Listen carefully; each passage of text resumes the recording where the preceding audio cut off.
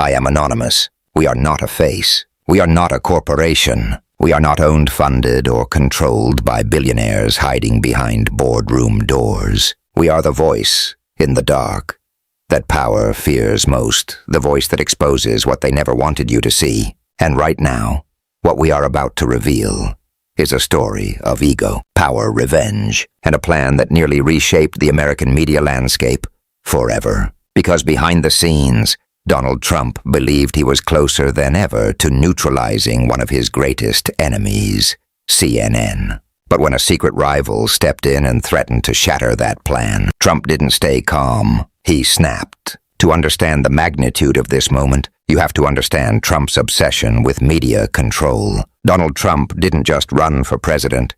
He ran against the press itself. From the moment he descended that golden escalator in 2015, he declared war on journalists who dared to question him. CNN quickly became his primary target. He called them fake news. He insulted their reporters by name. He encouraged crowds to boo and intimidate journalists at rallies. He turned millions of Americans against the very institution designed to hold power accountable. And he never stopped. Because Trump understood something fundamental that dictators, strongmen, and power-hungry leaders throughout history have always known. If you can't control the truth, you control the platform that delivers it. For decades, CNN stood as one of the most influential news networks in the world. It shaped global narratives, broadcast wars, live exposed corruption, and scrutinized presidents, including Trump. It represented something Trump could not fully dominate,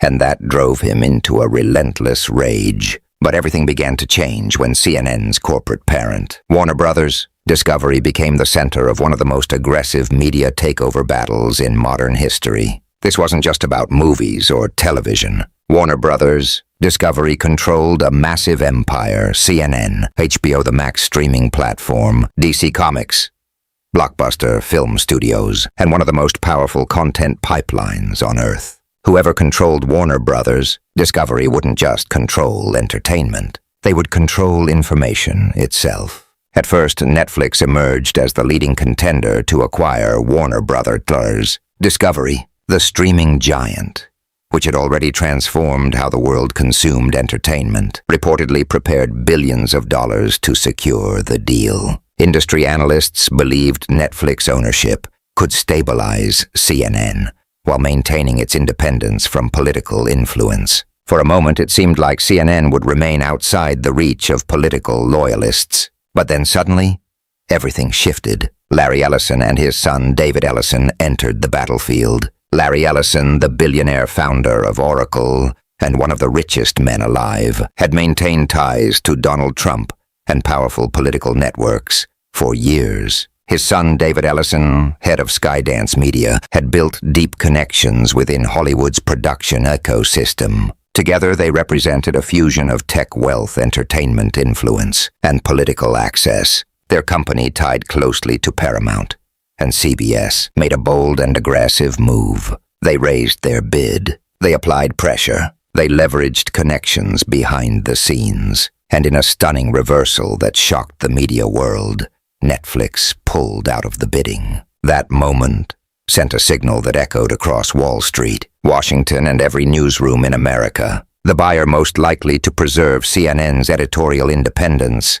was gone. And now the path was clear for ownership, aligned with individuals connected to Trump's political orbit. Financial markets reacted immediately. Warner Brothers, Discovery stock wavered amid uncertainty, while Netflix surged after avoiding the massive financial burden of the acquisition. But the real shockwave wasn't financial. It was political. Because Donald Trump had spent years attacking CNN, discrediting it, and dreaming of a day when its power could be neutralized. And now, for the first time, that dream appeared within reach. Inside, CNN journalists and executives were not celebrating. They were bracing. Because history had already shown what happens when politically aligned billionaires acquire news organizations. Editorial leadership changes. Investigative priorities shift. Coverage softens. Critical voices disappear. It doesn't happen overnight. It happens slowly, quietly,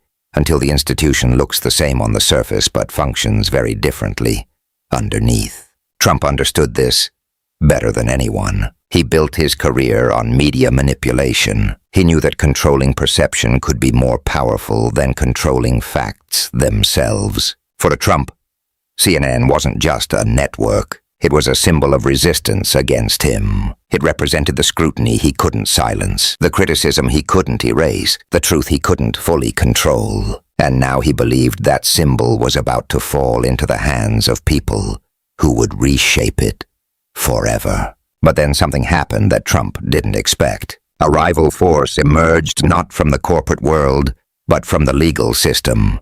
California Attorney General Rob Bonta began quietly examining the merger. His office opened an investigation into whether the acquisition violated antitrust laws or threatened fair competition. He made it clear that the deal was not complete, not approved, and not guaranteed. Regulatory scrutiny introduced something Trump fears most: uncertainty, because massive corporate mergers do not happen instantly. They require approval from federal regulators, state authorities, and legal systems. They can be delayed, they can be challenged, they can be blocked, and every delay weakens the momentum of those seeking control. Behind closed doors, Trump's frustration grew. His public rhetoric intensified. He continued attacking the press, doubling down on claims that media institutions were corrupt, dishonest, and biased against him. His anger wasn't random. It was strategic and personal.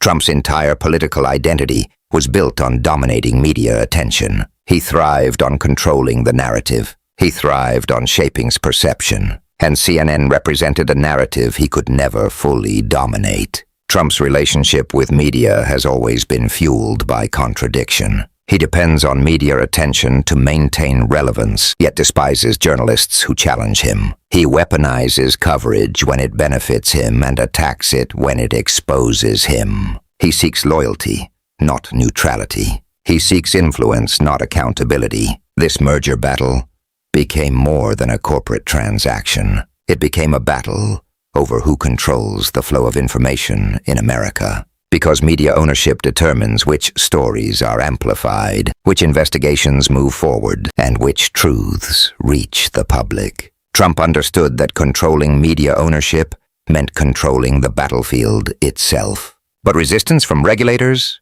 political opponents, and legal challenges threatened to disrupt the plan. Delays introduced risk. Investigations introduced exposure. And exposure is the one thing power fears most, because power survives in silence. The moment scrutiny enters the room, control weakens. Trump's reaction revealed the truth behind his obsession with CNN. His anger wasn't about business. It wasn't about corporate valuations or shareholder profits. It was about control. Control over narrative. Control over perception. Control over truth itself. And when that control slipped even slightly out of reach, Trump lashed out. This moment is not isolated. It is part of a larger pattern seen throughout history. Leaders who fear scrutiny attack journalists. They discredit media institutions. They seek ownership, influence, or loyalty from those who control information.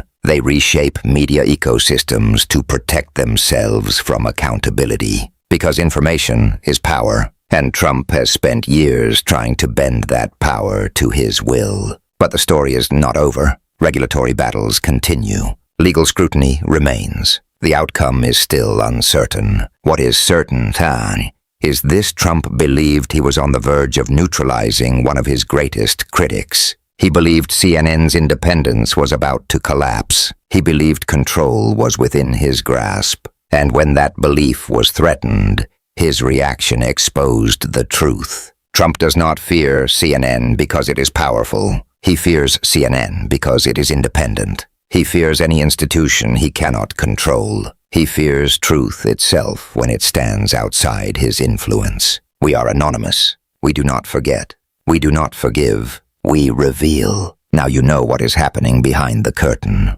Share this message. Stay informed, because the moment people stop paying attention is the moment power takes everything.